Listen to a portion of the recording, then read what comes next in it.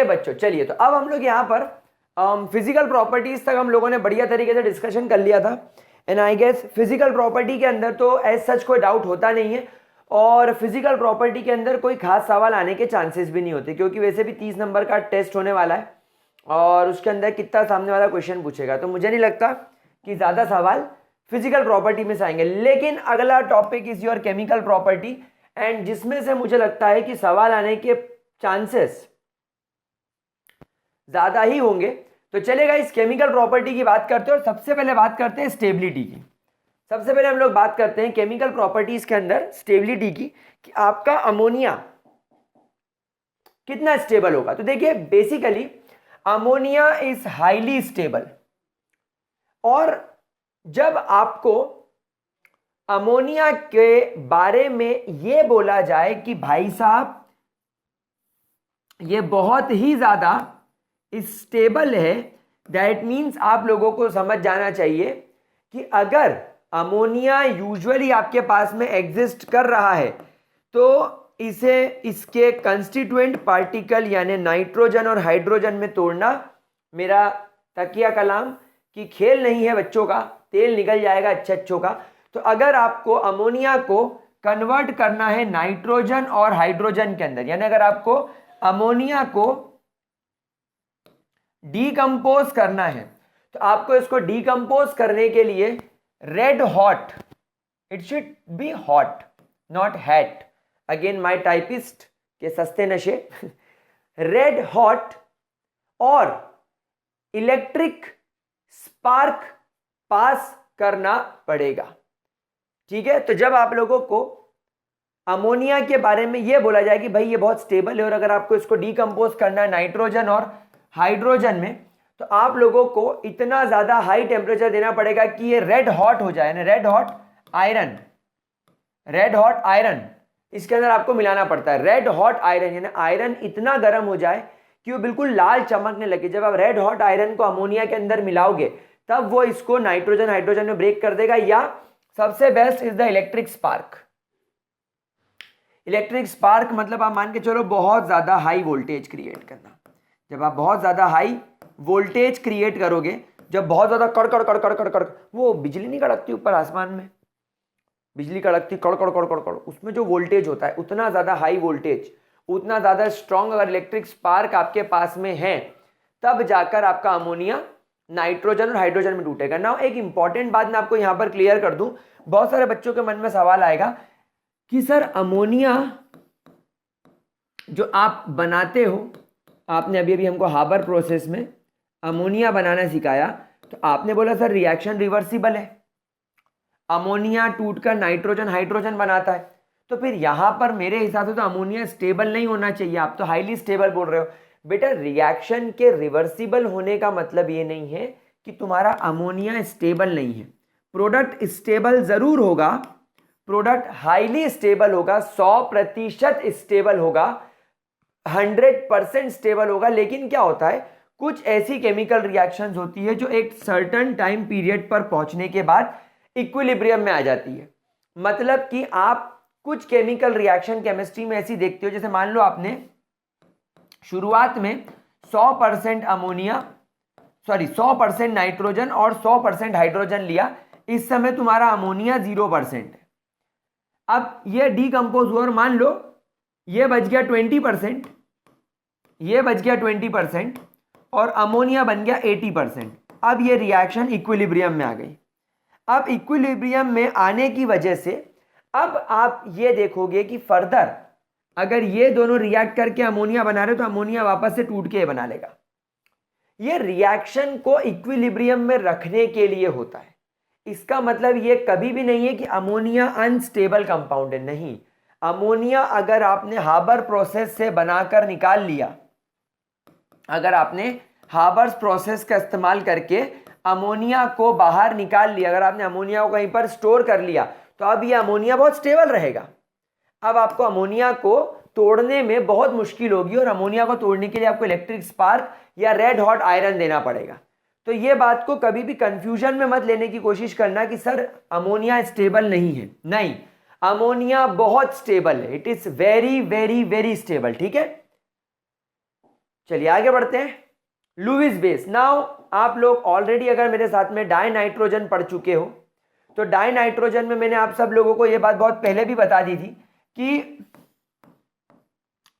Die nitrogen में जो nitrogen का हाइड्राइड होता है, डाई नाइट्रोजन में जो नाइट्रोजन का हाइड्राइड होता है जिसे हम लोग अमोनिया बोलते हैं, जिसे हम लोग मेरे प्यारे बकुड़ो अमोनिया बोलते हैं, ये अमोनिया के पास में you are observing a lone pair of electron, you are observing lone pair of electron. तो जब कभी भी किसी भी सब्सटेंस के पास में लोन पेयर ऑफ इलेक्ट्रॉन होता है और अगर वो लोन पेयर ऑफ इलेक्ट्रॉन को किसी के साथ शेयर कर लेता है, मतलब डोनेट करता है यहाँ पर, तो ये लुईस बेस कहलाता है, ये बन जाता है लुईस बेस। तो व्हाट इज लुईस बेस मेरे प्यारे बच्चों? लुईस बेस मतलब वो कंपाउंड जो अपना लोन पेयर ऑफ इलेक्ट्रॉन एक ऐसे मॉलिक्यूल या एक ऐसे सब्सटेंस के साथ में शेयर करता है जो लोन पेयर डेफिशिएंट होता है। तो यहां पर ये एक्ट करेगा लुईस एसिड की तरह, BH3।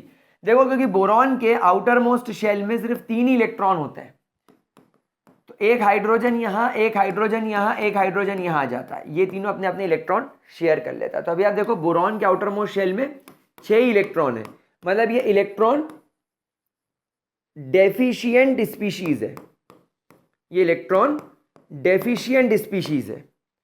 और हमारा अमोनिया लोन पेयर होने के बाद भी ऑक्टेट पूरा है, उसके बाद भी 2 इलेक्ट्रॉन फालतू बैठे, कोई काम ही नहीं कर रहे, तो इसे इलेक्ट्रॉन रिच स्पीशीज की कैटेगरी में रखा जाता है।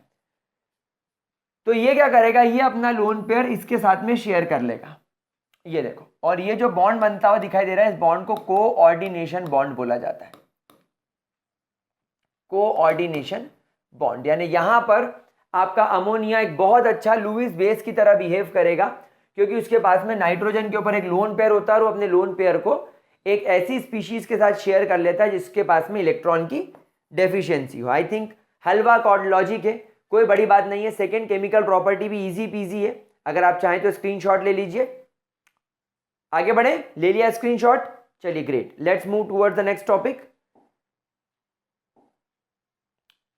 यहां पर अब आप देखो थोड़ी सी हम इसकी हायर लेवल की केमिकल रिएक्शंस देखने की कोशिश करेंगे। जैसे कि आप देखते हो कि अपना इलेक्ट्रॉन को डोनेट करता है और एक लिंकेज बना लेता है कंपाउंड के साथ में, तो ये एक बहुत अच्छा कंपाउंड है जो मेटल आयन के डिटेक्शन में मदद करता है। अब एक्चुअली देखो कई केमिकल रिएक्शंस में क्या होता है कि आपके पास में एक मेटल होता है, एक कंपाउंड है, एक कंपाउंड में एक मेटल है, जैसे मान लो आपको दे दिया कॉपर क्लोराइड, या आपको दे दिया कॉपर कार्बोनेट, या आपको दे दिया सिल्वर क्लोराइड, है ना। तो अब ये कंपाउंड जो आपको दे रखे हैं, जब आपके पास में सैंपल के तौर पे पड़े हुए होंगे तब आपको पता थोड़ी चलेगा कि ये सैंपल में क्या है। भाई मान लो तुम्हारे पास में इस तरीके का एक पाउडर पड़ा हुआ है, एक पाउडर पड़ा है, तो इसमें क्या पता है कि इसमें सिल्वर है, इस सॉल्ट के अंदर, ये जो सॉल्ट है इस सॉल्ट में सिल्वर है, इस सॉल्ट में कॉपर है, एक्सेट्रा। इस सॉल्ट में क्या है हमें कैसे पता चलेगा? तो जो मेटल आयन को डिटेक्ट करने के लिए ये अमोनिया का इस्तेमाल होता है। क्यों अमोनिया का इस्तेमाल होता है हम लोग सब जानते हैं। Ammonia is basically a lone pair donor, हम लोग सब जानते हैं हमारा अमोनिया एक बहुत अच्छा लोन पेयर डोनर होता है। तो यहां पर ये देखिए कैसे काम करता है। देखो प्यारा बच्चा लोग, जैसे मान लो तुम्हारे पास में कॉपर का एक सॉल्ट है जो कि अपने एक्वस फॉर्म में है और राइट नाउ ब्लू कलर का। देखो यूजुअली कॉपर के होने की वजह से, कॉपर डाई पॉजिटिव आयन के होने की वजह से आपको इसका सॉल्ट ब्लू कलर का दिखाई देता है। जैसे ब्लू वाइट्रॉल, CuSO4.5H2O वगैरह, ये सब आपको ब्लू कलर के दिखाई देते हैं। नाउ ये कॉपर, जैसे मान लो कि कॉपर सॉल्ट के फॉर्म में, CuSO4 के फॉर्म में है ये। अब जब इस CuSO4 के सामने आप अमोनिया डाल दोगे तो बेसिकली आप लोग सब जानते हैं अमोनिया के अंदर लोन पेयर होते हैं।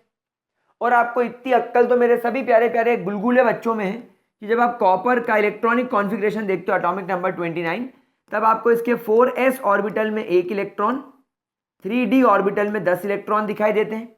लेकिन उसके बाद इसका 4p पूरा खाली होता है, इसका 4d पूरा खाली होता है, इसका 4f पूरा खाली होता है। तो यहां पर 4p ऑर्बिटल और 4d ऑर्बिटल के अंदर क्योंकि ये वैकेंट होते हैं, ये ऑर्बिटल खाली होते हैं, दे becomes a very good acceptor of lone pair. ये लोन पेयर के बहुत अच्छे एक्सेप्टर बन जाते हैं। तो 4 अमोनिया अपने लोन पेयर, 4 अमोनिया अपने लोन पेयर इस एक कॉपर के आयन को डोनेट कर देते हैं। तो इससे अब आपको ये कुछ ऐसा दिखने लगता है, मैं वहां बना देता हूं, ये कुछ आपको देखो ऐसा दिखने लगता है कि आपका जो कॉपर है, इस कॉपर ने यहां से 1, यहां से 2, यहां से 3 और यहां से 4 अमोनिया, यहां से अपने 4 अमोनिया ने अपना अपना लोन पेयर इस कॉपर को डोनेट करके इसके साथ में कॉम्प्लेक्स बना लिया। ये देखो, तो ये बन गया तुम्हारा कॉपर NH3 होल 4 और अब इसका कलर हो गया डीप ब्लू। और जैसे ही कलर डीप ब्लू हो जाए, आप समझ जाओ कि ये जो आपने आयन चूज किया था, ये जो आप आयन लेकर चल रहे थे, ये कॉपर का आयन है। इस कलर से मुझे समझ में आया।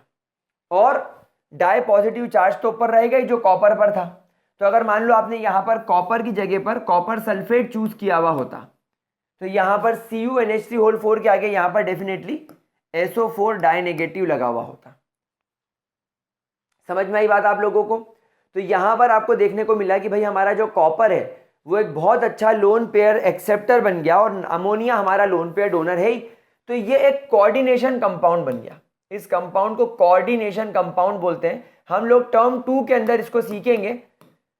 कोऑर्डिनेशन केमिस्ट्री के अंदर ये पूरी चीज डिटेल में पढ़ाई जाती है, तब आपको ये बहुत अच्छे तरीके से समझ में आ जाएगा। ये टर्म 1 के अंदर मुझे यही प्रॉब्लम लग रही है कि टर्म 1 के अंदर आप टेक्निकली ये चैप्टर पढ़ने से पहले कोऑर्डिनेशन केमिस्ट्री पढ़ते हो, पर ठीक है, कोऑर्डिनेशन केमिस्ट्री के अंदर ये चीज मैं बहुत डिटेल में समझाऊंगा। मैं आपको बताऊंगा कि ये जो कॉम्प्लेक्स बना, ये कैसे बना, इस कॉम्प्लेक्स को ऐसा स्क्वायर ब्रैकेट में लिखा जाता है, फिर बाहर SO4 डाई नेगेटिव लिख देता है अगर इसके साथ में हो तो, अगर नहीं हो तो कोई बात नहीं, आप यहाँ पर डाई पॉजिटिव लिख सकते हो। तो ये इस तरीके से आपको दिखता है। अच्छा, आप सिल्वर के अंदर भी देखो, अगर मान लीजिए आपके पास में सिल्वर क्लोराइड सॉल्ट है जो शुरुआत में अभी कलरलेस है, इसमें आपने अमोनिया डाला, तो आप लोग सब समझ ही गए हो, अमोनिया और ये मेटल के पास में अगेन वैकेंट d ऑर्बिटल होगा, इसके पास में क्या होगा, वैकेंट d ऑर्बिटल होगा। तो ये अपना लोन पेयर इसको डोनेट करेगा। तो अगेन सिल्वर के ऊपर 2 अमोनिया कोऑर्डिनेशन बॉन्ड से जुड़ जाएंगे। जैसे कि ये सिल्वर है तो एक अमोनिया यहां पर लोन पेयर से जुड़ गया, एक अमोनिया यहां पर लोन पेयर को डोनेट करके जुड़ गया। ये देखो AgNH3 होल ट्वाइस हो गया और क्लोरीन ब्रैकेट के बाहर आ गया। ये भी एक कलरलेस सॉल्यूबल कॉम्प्लेक्स होता है। ये सॉल्यूबलाइज हो जाता है पानी के अंदर। पहले ये इनसॉल्यूबल रहता है, कलरलेस रहता है लेकिन इनसॉल्यूबल रहता है, लेकिन अमोनिया के जुड़ते ही ये सॉल्यूबलाइज हो जाता है। तो आपको किसी भी तरीके के मेटल को डिटेक्ट करने के लिए भी इनऑर्गेनिक केमिस्ट्री में इसका यूज किया जाता है। अगर स्क्रीनशॉट लेना चाहते हो तो इसका स्क्रीनशॉट ले लो, मैं सब कुछ रब कर देता हूं। ये लो, बढ़िया वाला इसका स्क्रीनशॉट ले लो। ये जो नाम आया डायअमाइन सिल्वर क्लोराइड, ये कैसे आया, कोऑर्डिनेशन केमिस्ट्री में इसको पूरा डिटेल में सीखते हैं हम लोग। चलिए आगे बढ़ते हैं प्यारे बच्चों। Basic nature. अब अगेन ऑलरेडी हम लोग सब जानते ही हैं कि ये लुईस बेस है, इलेक्ट्रॉन डोनेट करके लुईस बेस की तरह एक्ट करता है। लेकिन इसका एक चीज और है, that ammonia gas is highly soluble in water. याद करो, अभी थोड़ी देर पहले मैंने बताया था कि अमोनिया एक पोलर मॉलिक्यूल होता है, क्योंकि अमोनिया के पास में एक हाईली इलेक्ट्रोनेगेटिव एटम होता है और हाइड्रोजन हाईली इलेक्ट्रोपॉजिटिव होता है। तो नाइट्रोजन के ऊपर पार्शियल नेगेटिव और हाइड्रोजन के ऊपर पार्शियल पॉजिटिव चार्ज होता है। तो अमोनिया एक पोलर मॉलिक्यूल होने की वजह से वाटर, जो कि एक पोलर सॉल्वेंट है, इसके अंदर डिसॉल्व हो जाएगा और बना लेगा अमोनियम हाइड्रोक्साइड। कैसे भाई, आप सभी लोग जानते हो, वाटर H एंड OH के अंदर टूटता है। तो जब अमोनिया सामने आएगा तो ये वाटर टूट जाएगा, वाटर का H जाकर इसके लोन पेयर पे अटैक करेगा तो ये NH4 पॉजिटिव बन जाएगा और ये OH पर नेगेटिव साइन रहता है।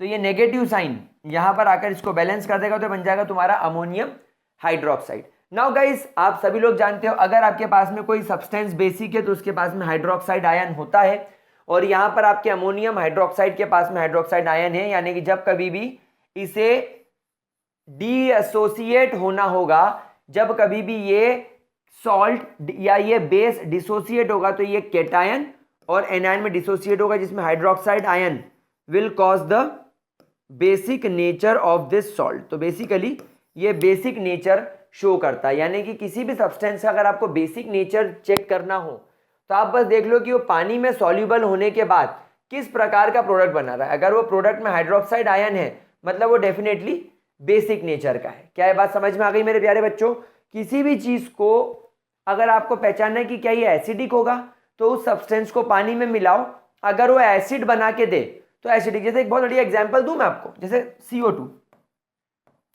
लोग पूछते हैं सर CO2 एसिड है कि बेस है? मैं बोलूंगा इसको पानी में डिसॉल्व कर लो। आप बोलोगे अच्छा ठीक है सर, पानी में डिसॉल्व कर लें। अब क्या होगा, पानी में डिसॉल्व करते बन जाएगा H2CO3 which is your carbonic acid, which is your carbonic acid. मतलब CO2 ने वाटर के साथ मिलकर क्या बनाया, कार्बोनिक एसिड। ये क्या है, एसिड है, मतलब CO2 का नेचर भी कैसा होगा, एसिडिक होगा। बिल्कुल सिंपल सा लॉजिक है। सिमिलरली तुम्हारा अमोनिया एसिड है कि बेस है, कैसे पता लगाए, पानी में डिसॉल्व कर दो। पानी में डिसॉल्व करते उसने क्या बनाया, अमोनियम हाइड्रोक्साइड, जो कि कैसे नेचर का है, जो कि बेसिक नेचर का। मतलब तुम्हारा अमोनिया का नेचर भी कैसा हो गया, मतलब तुम्हारे अमोनिया का नेचर भी कैसा हो गया, बेसिक नेचर हो गया। समझ में आ रही मेरे प्यारे बच्चों? कोई दिक्कत? बढ़िया इजी केमिकल रिएक्शन, कोई बड़ा या कोई टेंशन वाला लॉजिक नहीं है इसके अंदर, इजी पीजी तरीके से हो जाता है।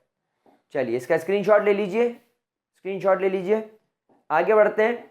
नाउ क्योंकि ये बेसिक नेचर का होता है, इसे प्रूफ कैसे करें भाई? एक तो प्रूफ कर लिया आपने वाटर के साथ मिलाकर, एक रिएक्शन और कर लो, एसिड के साथ रिएक्शन कर दो, अगर सॉल्ट बन जाए तो डन। तो अगर आपके अमोनिया को, जो कि आप यहां पर बेस मान रहे हो, अगर आप इसका ट्रीटमेंट H2SO4 के साथ करते हो जिसे आप एसिड मानते हो, तो यहां पर NH4 बन जाता है विच इज अ सॉल्ट। पूरा कंबाइन हो गया ये, तो बस इसका मतलब वो बेस है, क्योंकि ये तो आप जानते हो कि एसिड है। अच्छा मैं जानता हूं HCl भी एसिड है, अगर अमोनिया के साथ ट्रीट करूंगा तो NH4Cl बनेगा which is again a salt. तो अगर आपका बेस अमोनिया बेस है तो वो सॉल्ट बनाकर देगा एसिड के साथ रिएक्ट करने पे, और वो दे भी रहा है। कोई बड़ी बात नहीं है, दोनों रिएक्शंस नोट कर लो अगर आप नोट करना चाहो तो। प्लीज टेक द स्क्रीनशॉट प्यारे बच्चों। चलें आगे बढ़े, ग्रेट। चलिए लेट्स मूव इज द अगली केमिकल रिएक्शन, जो कि अगेन बहुत इजी है। रिएक्शन विथ मेटल सॉल्यूशन या मेटल सॉल्ट का सॉल्यूशन। देखो जैसे मान लो as a weak base it reacts with many metal salt and precipitate them as their hydroxide। बहुत बढ़िया टॉपिक है, बहुत बढ़िया रिएक्शन है, इसे स्टार बनाकर नोट करेंगे। जैसे मान लीजिए आपके पास में एक मेटल सॉल्ट है आयरन क्लोराइड की, FeCl3 फेरिक क्लोराइड।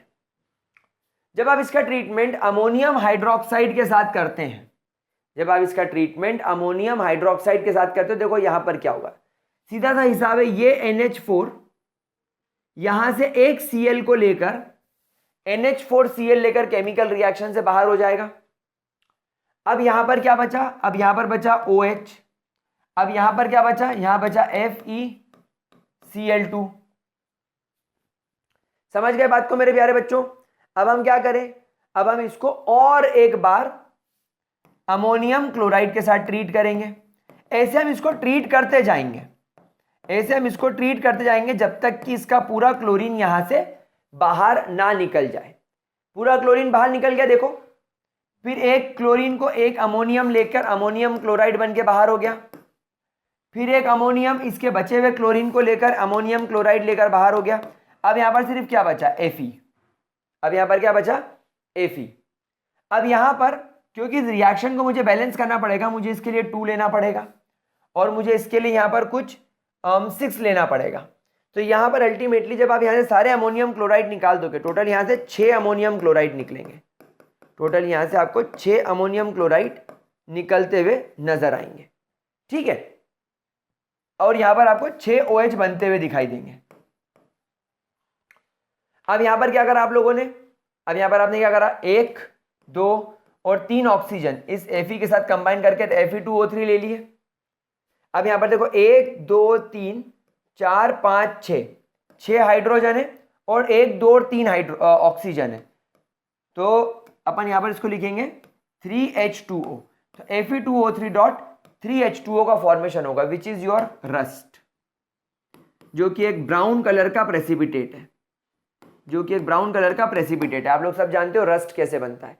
तो यूजुअली अगर आप इस केमिकल रिएक्शन को प्रॉपर बैलेंस फॉर्म में लिखोगे तो इस रिएक्शन को आप कैसे बैलेंस करोगे, देखो इस रिएक्शन को आपको बैलेंस करने के लिए यहां पर लिखना पड़ेगा 2, यहां पर लिखना पड़ेगा 6। तो देखो 3 2 6, 6 क्लोरीन 6 अमोनियम के साथ मिलकर 6 अमोनियम क्लोराइड बनके बाहर हो जाएंगे। अब यहां पर टोटल 6 ऑक्सीजन और 6 हाइड्रोजन बचे, 6 ऑक्सीजन और 6 हाइड्रोजन, और यहां पर 2 आयरन बचे। तो ये 2 आयरन 3 ऑक्सीजन के साथ कंबाइन हो गए। तो यहां से आयरन भी खत्म हो गया और 6 में से अब 3 ऑक्सीजन बचे। तो यहां पर आप x की जगह पे लगा दो 3, तो ये तुम्हारे 3 ऑक्सीजन हो गए और 6 हाइड्रोजन, 3 2 6 हाइड्रोजन हो गए। तो ये रिएक्शन कुछ इस तरीके से आप लोग चाहें तो बैलेंस कर सकते हैं। तो ये रिएक्शन मैं आपको प्रॉपर बैलेंस करके लिखवाना चाहूंगा। यहां पर आप लिखेंगे 2, यहां पर आप लोग लिखेंगे 6, और यहां पर x की जगह पर आप लोग लिखेंगे 3 और यहां पर आप लोग लिखेंगे 6। तो इस तरीके से केमिकल रिएक्शन होती हुई आप लोगों को नजर आती है। इंपॉर्टेंट रिएक्शन है, बिल्कुल इंपॉर्टेंट रिएक्शन है। इस रिएक्शन को किसी भी तरीके से आप लोग हल्के में नहीं लेंगे। चलिए अगले रिएक्शन की तरफ बढ़ चलते हैं। और रिएक्शन देखो, मैं आपको और रिएक्शंस दिखाता हूं। एक इस रिएक्शन पर फोकस मारो। तुम्हारे पास में अगर एल्यूमिनियम क्लोराइड है और अगर आप उसका ट्रीटमेंट अमोनियम हाइड्रोक्साइड के साथ करते हो तो अगेन 3 क्लोरीन 3 अमोनियम के साथ मिलकर अमोनियम क्लोराइड बन के बाहर हो जाएंगे। फिर ये एल्यूमिनियम यहां से 3 हाइड्रोक्साइड के साथ मिलकर AlOH3 का एक प्रेसिपिटेट बना लेगा। मतलब क्या हो रहा है, जब कभी भी आप किसी मेटल सॉल्ट के साथ अमोनियम हाइड्रोक्साइड का इस्तेमाल कर रहे हो, आपको एक प्रेसिपिटेट दिखाई देता है, एक प्रेसिपिटेट दिखाई देता है। देखो यहां पर भी प्रेसिपिटेट दिखाई दे रहा है। ये वाली रिएक्शन देखो प्रेसिपिटेट है। जैसे तुम्हारे पास मान लो जिंक सल्फेट है, आपने इसका ट्रीटमेंट अमोनियम क्लोराइड के साथ करा, यहां से 2 अमोनियम इस सल्फेट के साथ मिलकर डबल डिस्प्लेसमेंट रिएक्शन हो रही है। कौन सी रिएक्शन हो रही है, double displacement, double displacement reaction हो रही है। और डबल डिस्प्लेसमेंट रिएक्शन की वजह से यहां से SO4 इसके साथ कंबाइन होकर NH4 होल ट्वाइस SO4 बन के बाहर हो जाता है। और यहां से 2 OH इस जिंक के साथ कंबाइन होकर ZnOH2 बना लेते हैं। बहुत इजी केमिकल रिएक्शंस है, तुम लोगों को कोई परेशानी वाली बात नहीं आएगी, कोई दिक्कत वाली बात नहीं आएगी। जब आप लोग अपने स्कूल्स में प्रैक्टिकल्स करते हो तो प्रैक्टिकल्स में जो ग्रुप 3 और ग्रुप 4 के जो कैटायंस होते हैं, ये आपको प्रैक्टिकल में स्कूल वाले सिखाते भी हैं। अलग अलग ग्रुप के अलग अलग कैटायंस होते थे। जो तुम्हारा ग्रुप 3 का कैटायन और ग्रुप 4 के जो कैटायंस हैं, उनको आइडेंटिफाई करने में ये अमोनियम हाइड्रोक्साइड का बहुत ज़्यादा इंपॉर्टेंट रोल होता है। तो this is very important reaction, जिसमें से तो भाई साहब ये वाली तो बहुत ज़्यादा ज़रूरी। और इसके पहले जो आयरन वाली लिखी है मैंने, वो रिएक्शंस हैं जो तुम लोगों को ज़रूरत के समय काम आ सकती है। चलो स्क्रीनशॉट ले लिया, चलिए आगे बढ़ते हैं। Is the oxidation reaction. Oxidation reaction now मेरे प्यारे बच्चों, ऑक्सीडेशन का मतलब हम लोग सब जानते ही हैं, एडिशन ऑफ ऑक्सीजन। ऑक्सीडेशन का मतलब क्या होता है, ऑक्सीडेशन का मतलब क्या होता है, ऑक्सीजन जोड़ना। तो जब मैं अपने अमोनिया का ट्रीटमेंट ऑक्सीजन के साथ करूंगा, और ऑक्सीडेशन का एक और मतलब होता है रिमूवल। ऑफ हाइड्रोजन का रिमूवल और ऑक्सीजन का एडिशन। तो देखो अमोनिया में से जितने भी हाइड्रोजन है वो देखो वाटर बन के बाहर हो गए, और जो बचे हुए तुम्हारे 4 नाइट्रोजन थे उससे ये ऑक्सीजन आकर जुड़ गया, ये देखो, तो ये बन गया नाइट्रोजन मोनोऑक्साइड। हो गया नाइट्रोजन का ऑक्सीडेशन, नाइट्रोजन से एक तो हाइड्रोजन का रिमूवल हो गया और एक ऑक्सीजन का एडिशन हो गया। तो तुम्हारी ऑक्सीडेशन रिएक्शन हो गई कि नहीं? कितनी इजी रिएक्शन, देखो बैलेंस भी कर लो इसको बैलेंस करना भी हमारे लिए बहुत आसान है, हम इसको बहुत आराम से बैलेंस कर सकते हैं। देखो मेरे पास में टोटल यहाँ पर 10 ऑक्सीजन है, 5 2 10, 10 में से 4 3 12, यानी कि वाटर बनाने के लिए मुझे 2 हाइड्रोजन की जरूरत लगती है। वाटर में H2O में 2 हाइड्रोजन होते हैं, मेरे पास में यहाँ पर 4 3 12 हाइड्रोजन है, मतलब कि मैं इससे 6 वाटर के मॉलिक्यूल बना सकता हूं। तो यहां पर 10 ऑक्सीजन में से मैंने 6 ऑक्सीजन निकाल ली और 6 मोल्स ऑफ वाटर बन के बाहर कर दिया। अब बचे 4 ऑक्सीजन के एटम और 4 नाइट्रोजन के एटम, ये आपस में जुड़ गए, बन गया nitrogen monoxide. This process is called as Ostwald process. Star बनाएंगे, ओसवाल्ड प्रोसेस को लिखेंगे। मेरे प्यारे बच्चों, ओसवाल्ड प्रोसेस के अंदर हम नाइट्रिक एसिड बनाना सीखेंगे। अभी हम लोग अमोनिया के बाद जो अगला टॉपिक देख रहे हैं वो नाइट्रिक एसिड ही देख रहे हैं, तो वहां पर ये रिएक्शन आएगी। खैर इसके आगे भी और स्टेप्स है, अभी हम इसको और फर्दर आगे ट्रीट करेंगे वाटर वगैरह के साथ में, तब आपको नाइट्रिक एसिड मिलेगा, लेकिन ये उस कंप्लीट प्रोसेस का एक हिस्सा है। ओसवाल्ड प्रोसेस जो हम कंप्लीट प्रोसेस करेंगे उसका ये हिस्सा है, तो आपको ये वहां पर भी काम में आएगा। लेकिन अभी इसको नोट कर लो, ओसवाल्ड प्रोसेस जरूरी है, ये रिएक्शन भी इंपॉर्टेंट हो सकती है। प्लीज टेक द स्क्रीनशॉट ले लो। चलिए अगली केमिकल रिएक्शन की तरफ चलते हैं, that is reaction with metals. आप लोग देखो कि जो आपका अमोनिया है ये मेटल के साथ रिएक्ट करेगा। भाई आप सभी लोगों ने एक बेसिक केमिकल रिएक्शन पढ़ी होगी कि जब कभी भी एक बेस एक मेटल के साथ रिएक्ट करता है वो salt plus hydrogen gas release करता है। ये कुछ वैसी केमिकल रिएक्शन मुझे दिख रही है। यहां पर तुम्हारा अमोनिया एक मेटल के साथ रिएक्ट कर रहा है, आपका अमोनिया एक मेटल के साथ रिएक्ट कर रहा है, तो यहां पर ये बना लेगा सोडामाइड। वेरी इंपॉर्टेंट, इसका नाम क्या होता है? Sodamide, NaNH2।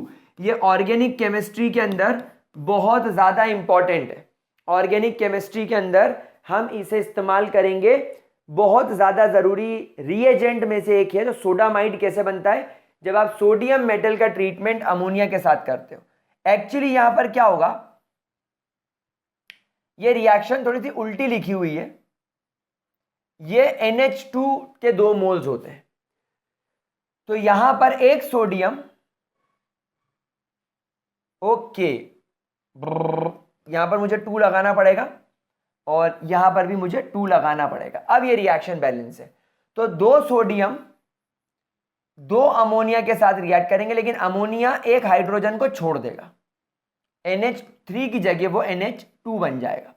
तो क्योंकि 2 NH3 हैं तो तुम्हारे 2 हाइड्रोजन छूटेंगे, वो 2 हाइड्रोजन कंबाइन होकर हाइड्रोजन गैस बनके केमिकल रिएक्शन से बाहर निकल जाएंगे। Hydrogen gas will be liberated और अमाइड बनेगा, सोडामाइड।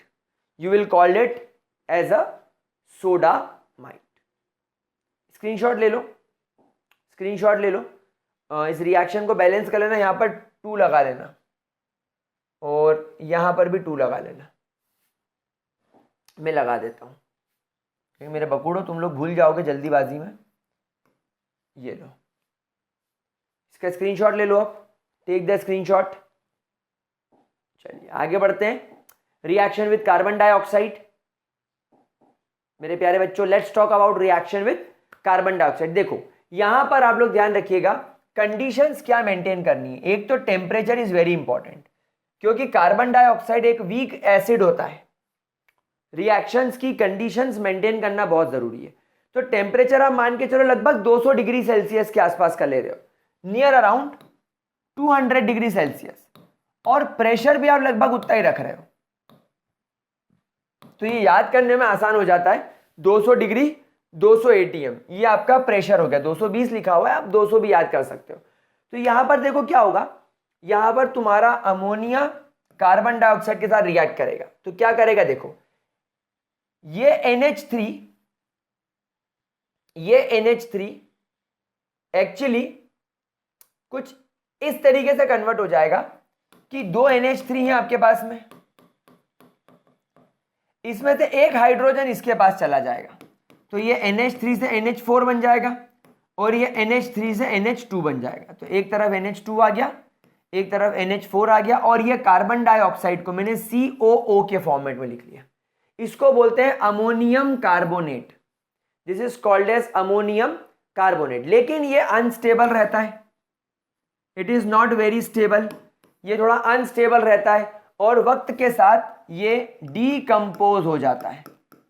ये डीकंपोज होता है। अब सर डीकंपोज कैसे होगा, देखो एक बार बताओ, इधर वाले भाई के पास 2 हाइड्रोजन और इधर वाले भाई के पास 4 हाइड्रोजन, बहुत नाइंसाफी है। तो क्या होगा, यहां से 2 हाइड्रोजन और इस एक ऑक्सीजन को लेकर ये वाटर बन के बाहर हो जाएगा। तो अब यहां पर 4 की जगह 2 हाइड्रोजन बचे, यहां पे NH2 पहले से था और यहां पर COO में से एक ऑक्सीजन चला गया, तो यहां बचा CO which is your urea. Urea is your NH2, CO NH2, ये हो गया तुम्हारा यूरिया। तो वाटर बाहर हो जाएगा and you will get your major product urea. अच्छी केमिकल रिएक्शन है, बढ़िया केमिकल रिएक्शन है, एक बार इसका स्क्रीनशॉट जरूर ले लीजिएगा। इंपॉर्टेंट रिएक्शन है, यूरिया फर्टिलाइजर के तौर पर यूज किया ही जाता है, ये आप सभी लोग जानते हो, ये मैं आपको ऑलरेडी पहले भी बता चुका हूं। यूरिया एक बहुत अच्छा फर्टिलाइजर होता है। यूरिया जैसे ही पानी के अंदर जाता है या यूरिया के ऊपर आप पानी छिड़कते हो, you will get ammonia and carbon dioxide, and ammonia is basically the major fertiliser and helps in plant growth of plants वगैरह की ग्रोथ में बढ़िया और मेजर रोल ये प्ले करता है। ठीक है, डन गाइस। चलिए आगे बढ़ते हैं इस रिएक्शन विथ नेस्लर्स रिएजेंट। प्यारे बच्चों, Nessler's reagent basically this is called as test for ammonia. Star बना के लिख लो, highly important, very important, board purpose से, बोर्ड के प्रैक्टिकल के पर्पस से, जेई नीट के पर्पस से कहीं ना कहीं हाईली इंपॉर्टेंट होता है नेस्लर रिएजेंट। बेसिकली क्या होता है, आपके पास में या तो सीधा सीधा अमोनिया हो या अमोनिया का कोई भी सॉल्ट हो, जैसे अमोनियम क्लोराइड हो, अमोनियम सल्फेट हो, अमोनियम हाइड्रोक्साइड हो, कुछ भी हो, अमोनिया या अमोनियम सॉल्ट होना चाहिए।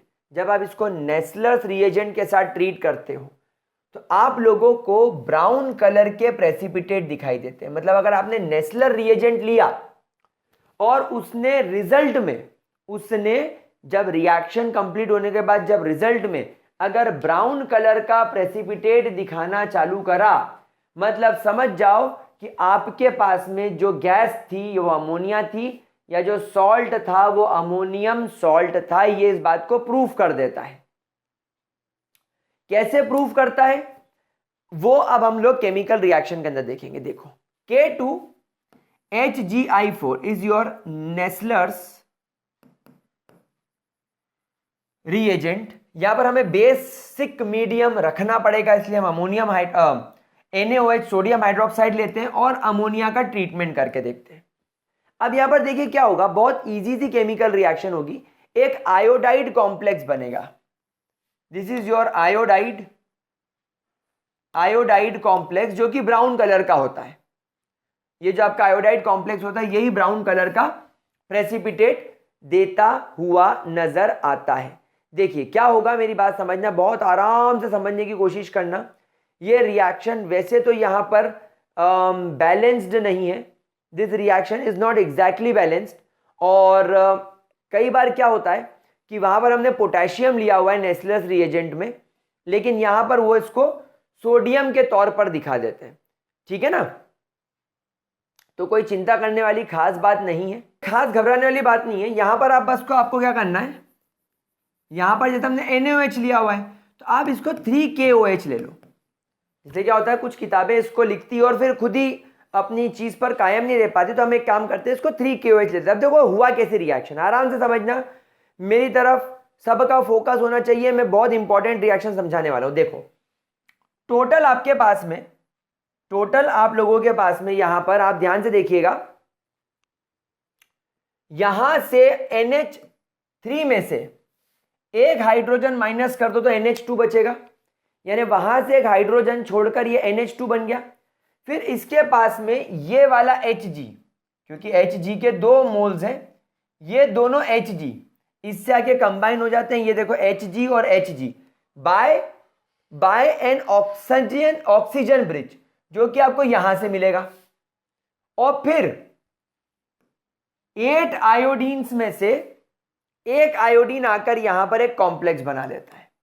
This is your iodine complex which is of brown colour, which is of brown colour. देखो कोई दिक्कत इसके अंदर मेरे प्यारे बच्चों को, कोई परेशानी? पक्की बात, 100% श्योर। नाउ यहां पर आपके पास में 4 2 8 आयोडीन थे। 8 आयोडीन्स में से एक आयोडीन तो यहां चला गया कॉम्प्लेक्स बनाने के लिए, तो 7 आयोडीन बचे। तो 7 आयोडीन यहां पर सोडियम की जगह पर आएगा पोटेशियम, 7Ki, पोटेशियम आयोडाइड का कॉम्प्लेक्स बना लेंगे। तो तुम्हारे आयोडीन भी खत्म हो गए, तुम्हारे यहां पर आयोडीन भी फिनिश, खत्म। तो इस तरीके से आपकी रिएक्शन यहां पर होती हुई आप लोगों को नजर आती है। ठीक है, अच्छा सर हमारे पोटेशियम खत्म हुए क्या? बिल्कुल आप चेक कर लीजिए, 2 2 4, यहां पर 4 पोटेशियम है और यहां पर 3 पोटेशियम है, टोटल 7 पोटेशियम भी खत्म हो गए। अरे वाह सर, बहुत बढ़िया, मजा आ गया।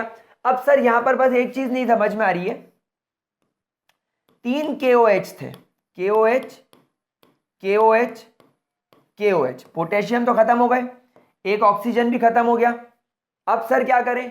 अब यहां पर आपके पास में 1 2 3 और ये अमोनिया में से एक हाइड्रोजन निकला था, तभी तो ये NH2 बना था।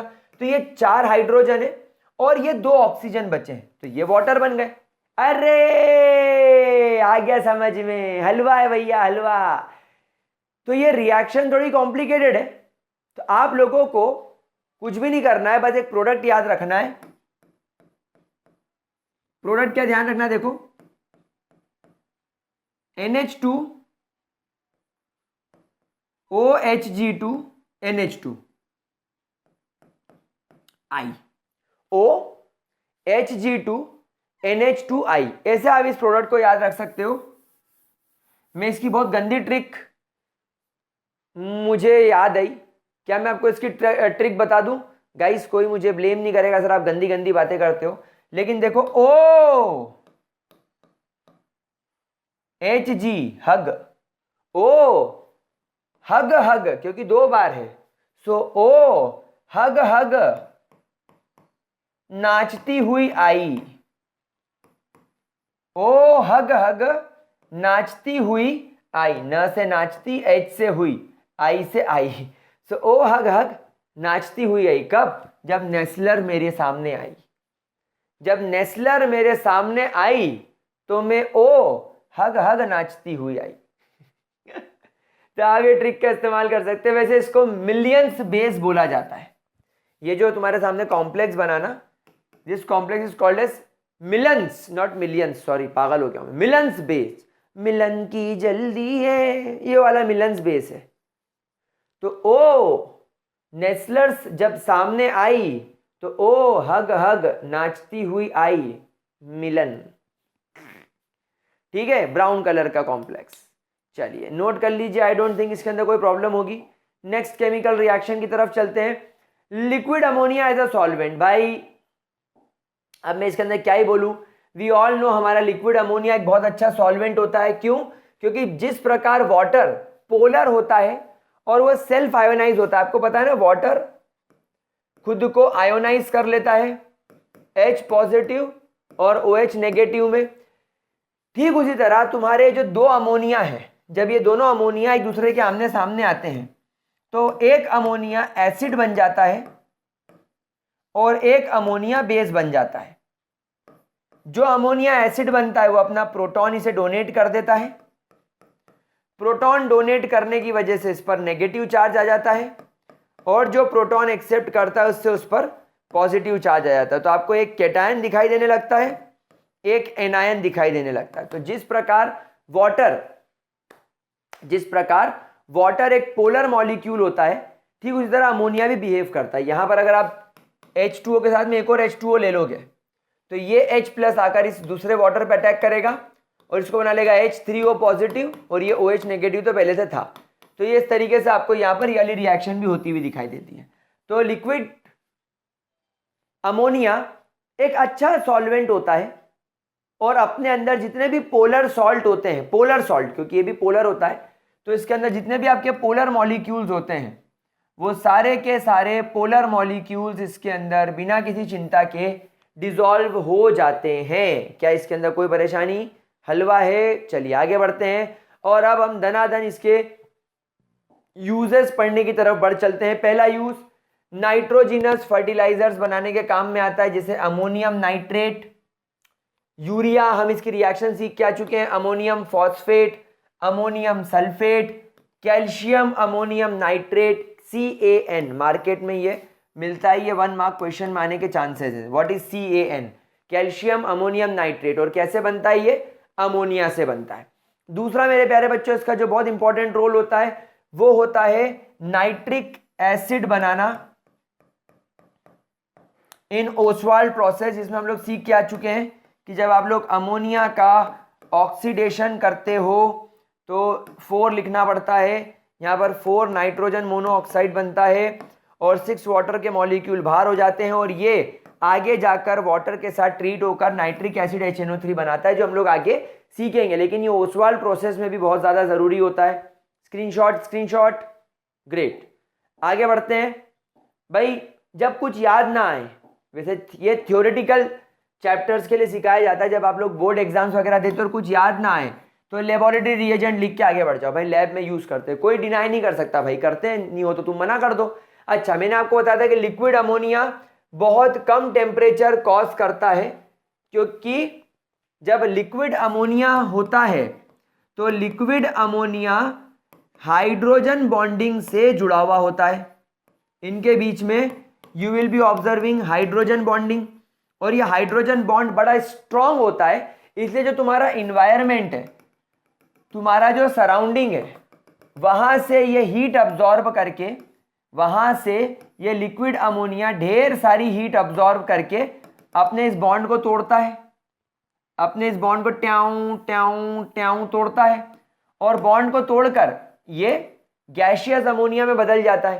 तो जब वो सराउंडिंग से हीट अब्जॉर्ब करता है, तुम्हारा सराउंडिंग जो होता है वो एकदम कूल हो जाता है, एकदम ठंडा हो जाता है। इसीलिए ये बहुत अच्छा रेफ्रिजरेंट होता है और ये ग्रीस वगैरह को रिमूव करने के काम में भी आता है, क्योंकि अभी मैंने आपको बताया कि ये बहुत अच्छा एक सॉल्वेंट होता है, तो ग्रीस वगैरह को भी अपने अंदर ये डिसॉल्व कर लेता है। लेकिन point number 4 is very important 1 mark question के हिसाब से। स्क्रीनशॉट ले लो।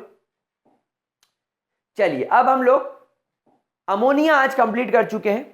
अब हमें नाइट्रोजन के ऑक्साइड्स और नाइट्रिक एसिड वगैरह देखना है, जो हम लोग इन द नेक्स्ट लेक्चर करेंगे।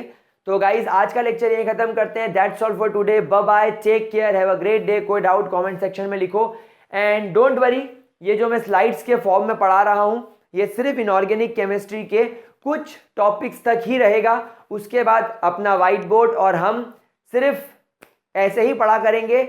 लेकिन जब जरूरत होगी डिजिटल प्लेटफॉर्म की, क्वेश्चंस वगैरह कराने की, कुछ डिटेल्ड में जब ऐसा लगेगा कि कुछ थ्योरेटिकल चीज़ें समझानी है, तो फिर हम इसका इस्तेमाल करेंगे। हम दोनों चीज़ों का इस्तेमाल करके पढ़ेंगे। तो that's all, bye bye, take care, have a great day, see you मेरे लाडलो। एक छोटा सा अपडेट, वैसे तो ये अपडेट आप लोगों के लिए नहीं है। अगर आप किसी 8, 9 और 10th के बच्चे को जानते हो जो अपना अर्ली फाउंडेशन बनाना चाहता है, जो आप लोगों ने शायद मिस कर दिया होगा, 8, 9 और 10th का बच्चा जो अपना अर्ली फाउंडेशन बनाना चाहता है जेई नीट जैसी एग्जाम्स के लिए, NTSC ओलंपियाड्स के लिए, तो उसके लिए गाइस एक इंपॉर्टेंट इन्फॉर्मेशन है कि मैंने अनअकैडमी पर एक कैटेगरी पर ज्वाइन किया है और वो कैटेगरी सिर्फ 8, 9 और 10th के बच्चों के लिए है, अर्ली फाउंडेशंस के लिए। उसकी कंप्लीट इन्फॉर्मेशन मैंने नीचे डिस्क्रिप्शन बॉक्स में दे रखी है। उन डिज़ायरेबल बच्चों के साथ, उन नीडी बच्चों के साथ जिनको उस चीज़ की नीड है, ज़रूर शेयर कीजिएगा।